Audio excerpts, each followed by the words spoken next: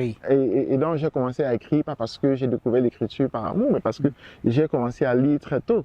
Et j'ai commencé aussi à me rendre compte que les biographies d'écrivains, c'est-à-dire, m'ont toujours intéressé, de Victor Hugo, Alfred de Musset, ça m'intéressait de savoir comment est-ce qu'ils vivaient. Oui. Et j'ai toujours estimé que Marcel Proust, etc., donc j'ai toujours estimé qu'il était important de se raconter. Et ne serait-ce que afin que les gens qui, lorsqu'on ne sera plus là, que les gens comprennent que ce qu'on a fait a eu un certain sens. Même si ça n'a pas marché, au moins on a eu une bonne intention derrière ce qu'on faisait. Oui. Alors aujourd'hui, Patrice Nganan, vous me corrigerez si je me trompe, on a le sentiment que vous êtes un tout petit peu assagi. Il y a quelques années, et je le voyais encore dans cet ouvrage se consacré à votre œuvre, les actes d'un symposium consacré à votre œuvre, j'ai vu des photos de vous avec Malox, et je me souviens de cette époque où vous veniez au Cameroun construire des ponts, vous étiez vraiment très très engagé, on vous a vu aux côtés des étudiants de l'ADEC, même quand ils sont allés en prison, vous avez continué à les soutenir, y compris financièrement, à travers des textes et tout, et depuis un certain temps, on vous sent un peu replié sur vous-même, même si de temps en temps vous faites quelques sorties comme vous savez les faire et tout. Qu'est-ce qui se passe? Vous avez renoncé? Non, au contraire. Oui. J'ai dit au départ que l'écrivain, en fait, ne s'improvise pas. C'est-à-dire qu'on est assis sur des épaules de géants qui ont défini un peu ce que c'est que la diaspora, ce que c'est que l'exil. J'ai été expulsé du Cameroun. Oui.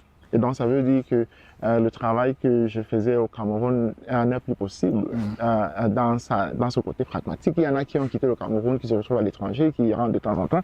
Mais moi, j'ai été expulsé manu militari, c'est-à-dire c'est l'État camerounais qui m'a pris avec bagage et qui m'a accompagné jusque dans l'avion et qui m'a dit au revoir.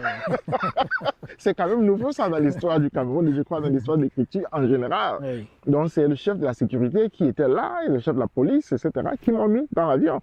Alors, avec ça, je pense que j'entre dans la case, enfin, on pourrait dire le lacan des écrivains qui ont un parcours similaire, Bertolt Brecht, Welsching, etc. Je me pose donc la question de savoir qu'est-ce qu'ils ont fait, soit de leur exil, qu'est-ce qu'ils ont fait de leur diaspora. Ça y est, des gens comme Sebald, qui est allemand, qui a passé sa vie en Angleterre. Bertolt Brecht, qui est allemand, qui a passé sa vie aux États-Unis. Thomas Mann, qui a passé son exil, n'est-ce pas, leur exil aux États-Unis. Qu'est-ce qu'ils ont fait? Tolstoï, Dante. Qu'est-ce qu'ils ont fait? Il se passe que durant ce moment-là, ils ont constitué ce qui est demeuré comme étant la fondation même de leur travail intellectuel. Et dans ce moment que j'utilise, du moins peut-être en retrait, en fait, que l'État camerounais m'a donné, mais c'est pour travailler. J'en profite pour donc travailler sur ma table. J'ai constitué une table jaune, n'est-ce pas, qui me permet d'écrire. Donc lorsqu'il fait chaud, je viens ici, j'écris. Je viens ici, j'écris. Je viens ici, j'écris. Je suis écrivain. Ben, je le deviens donc. Donc aujourd'hui, vous vous consacrez beaucoup plus à votre travail d'écrivain et également à vos enseignements à l'université. Bon, enseignement, je veux dire, c'est ma profession, je l'ai toujours fait.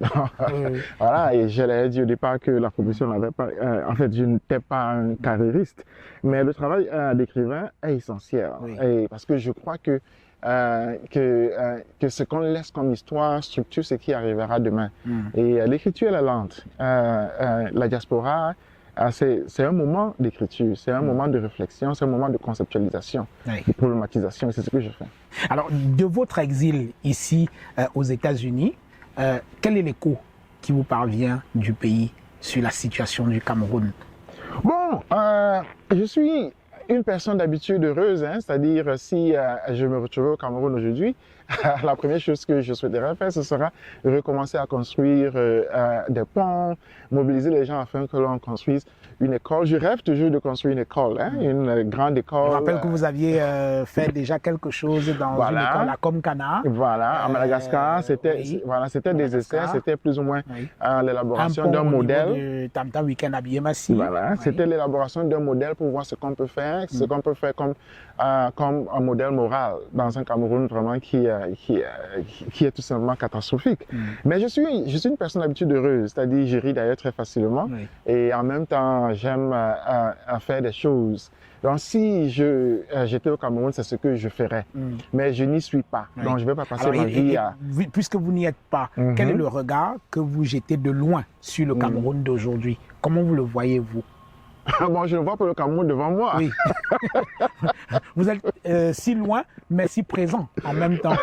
Oui, Le bon. Cameroun occupe votre pensée, le Oui. Cameroun vous occupe et tout ça. Quelle est l'image que vous avez de ce pays-là aujourd'hui, en 2024? En fait, j'aimerais dire, hein, moi, j'écris, ce n'est pas que je fuis la question. Non. C'est que je me pose les questions un peu de manière différente. N'est-ce pas? Il y a une manière de répondre aux questions qui sont celles des politiques, etc. Mais moi, dans tous mes livres, du tout premier Elobi que j'ai publié, c'est-à-dire ceci, Celui-ci, oui. voilà, tous mes livres ne parlent que de Yaoundé. Donc, même si j'écris en anglais, c'est de Yaoundé que je parle. Oui. Donc, comment je vois le Cameroun apparaît dans tous mes livres. Et j'ai presque une quinzaine, sinon plus que ça.